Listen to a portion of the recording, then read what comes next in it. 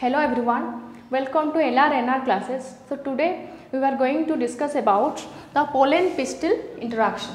So you know that pollen grain, which is the part of your male part of a flower, and pistil, which is the part of a flower and belongs to the female part. So the relationship or the interaction between the pistil part and pollen grain is called pollen pistil interaction. So here the ability of pistil, so the pistil, which is the female part or gynoecium part of a flower, the pistil has a ability to recognize the pollen grain if it is right type or it is wrong type. So if it is right type pollen grain, then it is said to be as a compatible pollen grain. Then it allows the pollen grain to fertilize with the ovule. If it is recognized as wrong type, then it is called as incompatible type pollen grain. So it does not allow the pollen grain for further fertilization. Okay. So this is called the interaction between pollen and pistil interaction. So next come to what is self incompatibility.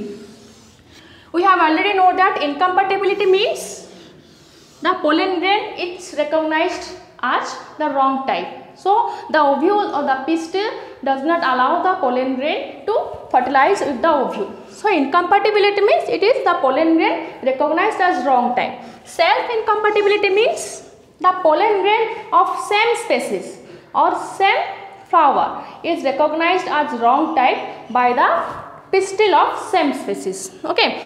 So self incompatibility means the ability of the pistil to recognize the own pollen grain or the pollen grain of same species as a wrong type. So that is called self incompatibility. So self incompatibility occurs due to prevention of pollen germination and retardation of growth and deterioration of pollen tube. So prevention of pollen germination means, so the pistil recognized the pollen as a wrong type, so it cannot allow the pollen grain to fertilize with the ovule. Then retardation of growth, the pollen grain is underdeveloped condition. The pollen grain is not properly developed. It cannot be able to fertilize with the ovule. Then deterioration of pollen tube. The pollen grain, if the pollen grain is fall on the stigma of a pistil part, then the pollen tube cannot be developed. That is the deterioration of pollen tube. So the type of self incompatibility, that it is of two types. One is heteromorphic and another one is homomorphic. You know that hetero means different and morphic means the external appearance. So if the flower belongs to same species having same genotype but they look like different from each other, so that type of self incompatibility or the pollen or the pistil recognize the pollen grain as wrong type. So that type of self incompatibility is called as heteromorphic type self incompatibility. So it is again of two types. One is gametophytic self incompatibility and another one is sporophytic self incompatibility, or it is called as GSI or it is called as SSI. Okay. So gametophytic means, here the gametophyte means the incompatibility is due to the tissues of male gametes or tissues of pollen grain. So that type of incompatibility is called gametophytic self incompatibility. So sporophytic self incompatibility means the tissues, the incompatibility occurs due to the tissues of sporophytic tissue of the pistil, of the stigma or the style. So that type of self incompatibility is called sporophytic self incompatibility. Then come to next one is the homomorphic type self incompatibility. You know that homo means similar and morphic means external appearance. If the two flowers, two or three flowers belongs to same species or having same genotype but they look alike each other, but that type of incompatibility is called homomorphic type self incompatibility. So the homomorphic type of self incompatibility is of two types. One is dimorphic type and another one is trimorphic type. So dimorphic type means di means two and morphic means external appearance. So here if the animal species, the animals belongs to same species having two types of external appearance, then that type of species are called dimorphic type species. So at that type they belong to mainly this dimorphism occurs on the basis of the length of style, heterostyle that the term. So here in that type of dimorphism, the self incompatibility occurs and the pistil fails to recognize the pollen grain of its own species as right type. So then trimorphism, and here dimorphism, in case of dimorphism, the genotype, in case of genotype, the incompatibility is controlled by a one gene of two alleles. Okay, so trimorphism means the animals belongs to same species having three types of morphological appearance. Then that species having trimorphism type species. So in that case also self incompatibility occurs, and that incompatibility is controlled by two genes having 4 allele or 2 allele of each. That means this incompatibility is controlled by two genes having 4 allele. So this is all about your pollen pistil interaction and all about your self incompatibility. So let's discuss about the process of double fertilization in angiospermic flowering plants. So you know that fertilization, what is fertilization? Fertilization is a process in which male gamete and female gamete are fused together in female reproductive part. So here why the double word is used here? Because here in this type of fertilization, we know that in pollen grains 2 male gametes are produced from generative cell by mitosis division. So here the 2 male gametes are fused at 2 parts. One male gamete fused with egg nucleus and another male gamete is fused with your secondary nucleus. Okay, so that's why this fertilization is termed as double fertilization. So there are different steps of fertilization. First step is pollen pistil interaction. As we discussed earlier, what is pollen pistil interaction? It is the interaction between pollen grain and the pistil due to presence of some chemical substance in gametophytic tissue as well as sporophytic tissue.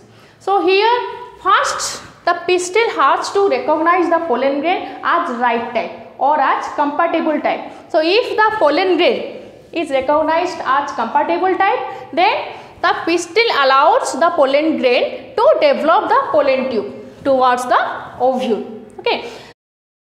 Then proceed the next step, growth of pollen tube. So here you can see that these are the pollen grains, and when the pollen grains is recognized as right type pollen grain, then the pollen grain is allowed to develop the pollen tube towards the ovule. So the growth of pollen tube may be of 3 types. It may be of 3 types. Okay. So the tube may enter through the micropylar end, or the tube may enter through the chalazal end, or the tube may enter through the integument. Okay, so there are 3 types of movement of pollen tube by which the pollen tube can enter to the ovule. So if the pollen tube enters through the micropylar end, this is the micropylar end, then that type of pollen tube development is called porogamy type. If the pollen tube is entered through the chalazal end, this is the chalazal end, then that type of pollen tube development is called chalazogamy type. If the pollen tube enters through the integument or the covering of the ovule is called integument, then that type of pollen tube development is called mesogamy type. Okay, so next come to mechanism of double fertilization. So first, siphonogamy process. What is siphonogamy process? The chemical substances present in the pollen and the pistil, so they lead the male gamete towards the ovule, because male gamete is non-motile in nature. So the male gamete is proceed to the ovule by the chemical substances present in the pollen tube and the sporophytic tissue. So next is first male gamete. Next step is the first male gamete. Here you can see it is the pollen tube. It is the pollen tube, and this pollen tube carries 2 male gametes. So it is the micropylar end. This part is the micropylar end. Okay, so here it is the some vacuole and it is the egg nucleus. It is the egg nucleus, and this the thickening like structure, this is the filiform apparatus.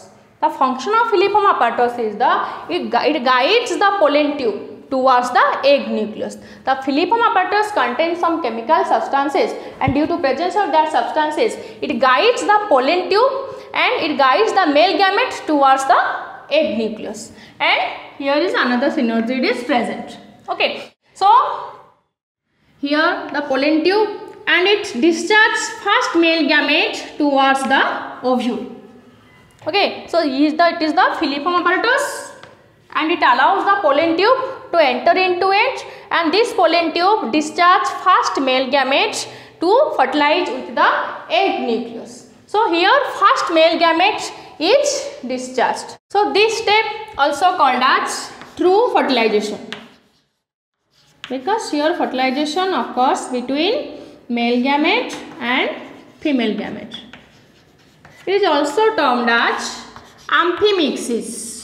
Amphi means both and mixis means union. So here union of both gametes occurs, union of male gamete and female gamete occurs. That's why it is called as true fertilization or amphimixis. Next come to fusion of second male gamete with the secondary nucleus. We know that this is the polar nuclei fused together forming secondary nucleus. In the structure of ovule, we have already discussed that the secondary nucleus is produced by the fusion of two polar nuclei. So here already two fusion occurs. The fusion of two polar nuclei occurs. So next fusion occurs by the second male gamete. So next fusion occurs by the second male gamete. So next step, the second male gamete fused with the secondary nucleus.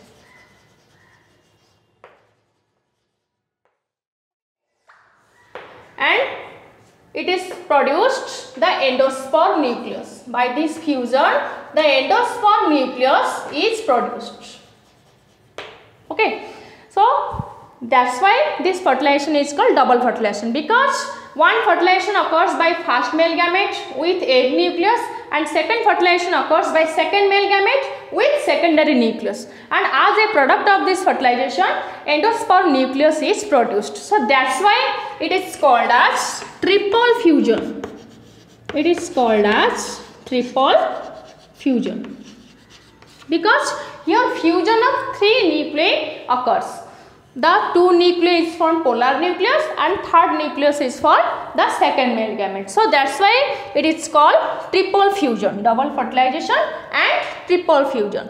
Next, the result of triple fusion is the formation of endospore nucleus. So this is all about your double fertilization and triple fusion. Why this fertilization is called as double fertilization and why the second fertilization is termed as triple fusion.